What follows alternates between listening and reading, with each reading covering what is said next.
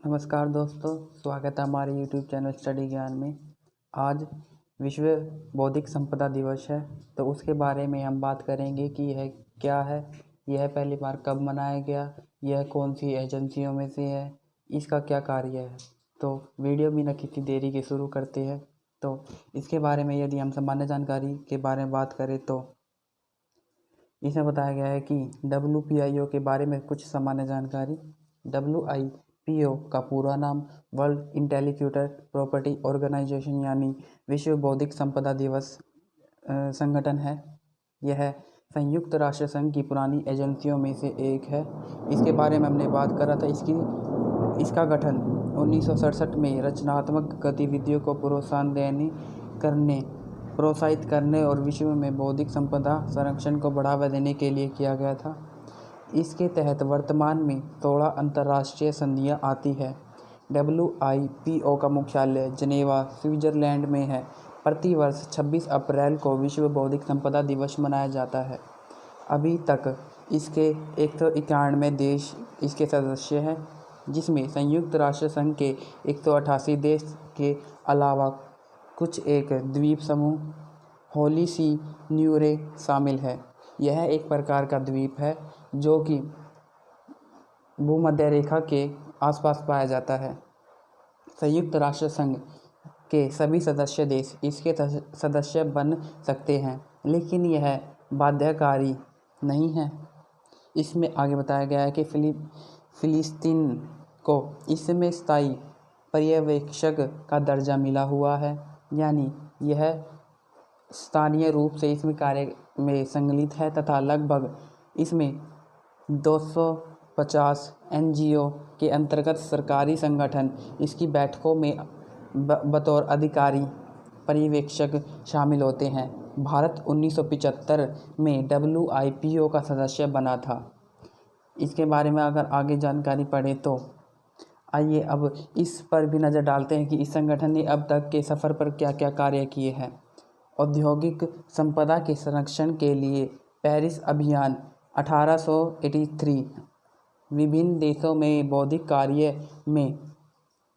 कार्य के संरक्षण के लिए पहला कदम जिसने ट्रेडमार्क, औद्योगिक डिजाइन, आविष्कार के पैटर्न शामिल थे। साहित्यकार और कलात्मक कार्य के संरक्षण के लिए बर्न अभियान, जो कि 1886 में इसमें उपन्यास, लघु कथाएं, नाटक, गाने, ओपेरा, संगीत, ड्राइंग, पेंटिंग, मूर्ति कला, वास्तविक शिल्प कृतियाँ शामिल है। और आगे का एक समझौता है जो कि है मॉन्ट्रियल समझौता, जो कि 1891 में हुआ। यहाँ से अंतर्राष्ट्रीय बौद्धिक संपदा फाइलिंग सेवा की शुरुआत हुई थी। BIRPI की स्थापना 1893 में बौद्धिक संपदा संरक्षण हेतु पेरिस और बर्न अभिसमय पर अमल करने के लिए बनाया गया 2 सचिवालयों को मिलाकर BIRPI की स्थापना की गई थी। इसमें BIRPI बना WIPO 1970 सदस्य देशों का नेतृत्व करने वाले एक अंतर सरकारी संगठन के रूप में WIPO की स्थापना की गई थी।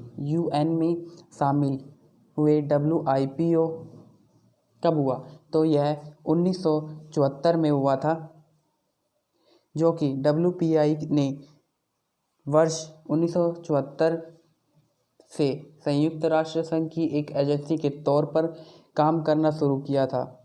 और आगे बताया गया है कि पेटेंट कोऑपरेशन ट्रीटी सिस्टम की शुरुआत, जो कि 1978 में के एक संधि के तहत हुई थी। एक अंतर्राष्ट्रीय पेटेंट आवेदन दाखिल कर एक साथ कई देशों में आविष्कार के संरक्षण का प्रयास किया जा सकता था। मध्यस्थ केंद्र की स्थापना, इसमें 1994 में केंद्र निजी पक्षों के बीच अंतर्राष्ट्रीय वाणिज्य विवादों को हल करने के लिए एक समझौते के लिए वैकल्पिक विवाद समाधान सेवा प्रदान की गई थी। आगे अगर इसके कार्य के बारे में बात करें तो WIPO के कार्य हर पल बदलती दुनिया में संतुलित अंतर्राष्ट्रीय बौद्धिक संपदा नियमों को बनाने के लिए यह एक नीतिगत मंच का काम करती है। विभिन्न देशों की सीमाओं के पार बौद्धिक संपदा संरक्षण और विवाद को हल करने के लिए वैश्विक सेवा देना भी इसके कार्यों में शामिल है। बौद्धिक संपदा प्रणाली को आपस में जोड़ने और ज्ञान साझा करने के लिए तकनीकी आधारभूत संरचना बनाना भी WIPO की जिम्मे है। इसमें सभी सदस्य देशों को आर्थिक, सामाजिक और सांस्कृतिक विकास के लिए बौद्धिक संपदा का उपयोग करने में सक्षम बनाने के लिए सहयोग और क्षमता निर्माण कार्य चलाना इसमें सभी को उपलब्ध कराया गया है। WIPO बौद्धिक संपदा की जानकारी के लिए विश्वसनीय वैश्विक संपदा स्रोत का काम करते हैं।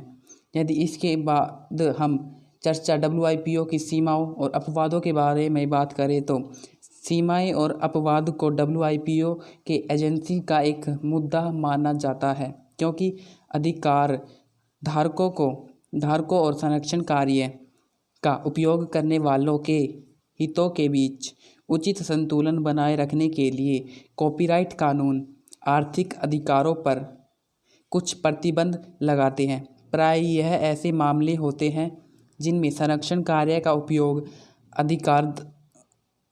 अधिकार धारकों की अनुमति के बिना और मुआवजे का भुगतान करके या न करके किया जाता है। देखा गया है कि सीमाओं और अपवादों के संबंध में बहस मुख्य रूप से 3 समूहों में लाभार्थियों की गतिविधियों पर केंद्रित रहती है। इसमें पहली है शैक्षणिक गतिविधियों, जो कि शिक्षा के प्रसार के लिए उसकी निगरानी में रहती है, और दूसरी है पुस्तकालयों और अभिलेखागारों, और इसके बाद तीसरी विकलांग व्यक्तियों की विशेष दृष्टिबंधितों को शामिल करने के लिए किया जाता है। यदि इसकी सीमा में हम देखें तो इसकी कुछ सीमाएं भी है, अपवाद भी है, जिसने WIPO ने अपने सुधार के लिए प्रयास किया है और यह सफल भी हुए हैं। आगे यदि कुछ इसकी जानकारी के बारे में बात करें तो इसमें संपत्ति की श्रेणी बौद्धिक संपदा कहलाती है, जिसमें मानवीय बुद्धि से निर्मित ऐसी संरचना शामिल होती है जिन्हें छूकर महसूस नहीं किया जा सकता। इसमें मुख्य रूप से कॉपीराइट, पेटेंट और ट्रेडमार्क शामिल है।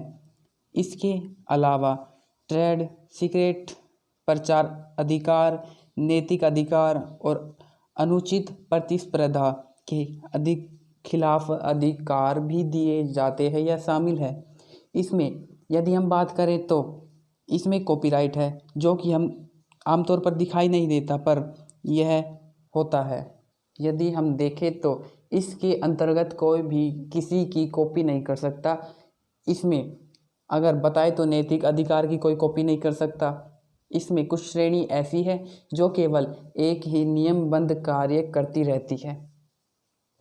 तो इसके बारे में कुछ सामान्य जानकारी बस इतनी थी। वीडियो देखने के लिए धन्यवाद।